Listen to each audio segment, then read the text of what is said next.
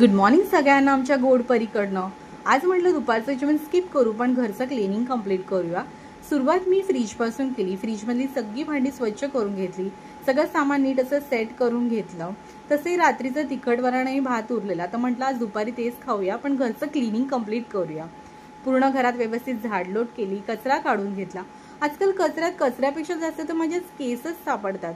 Delivery नंतर 3 months अजिबात hair fall नव्हता, पण जसे 3 मंथ्स कंप्लीट झाले खूप हेअरफॉल स्टार्ट झाला आहे। पूर्ण घर व्यवस्थित पुसून घेतलं, जसं मला हवं होतं तसं क्लिनिंग कंप्लीट झालं। किचन स्वच्छ झालेलं व्यवस्थित असं, फ्रीज सुद्धा छान असा क्लीन झालेला। हे सगळं करता करता मी खूप थकलेले आणि इवन डोकं दुखायला लागलेलं, तर आधी फ्रेश होऊन घेतलं। फ्रेश झाल्यावर पहिले आल्याचा चहा टाकला। एखाद वेळी मी जेवण मिस करू शकते, पण चहा हा मला हवाच। चहा घेतल्यावर ॲटलिस्ट डोकं दुखायचं थांबलं। तोपर्यंत सचिन आला, मग काय आम्ही वामिकाला घेऊन फिरायला निघालो।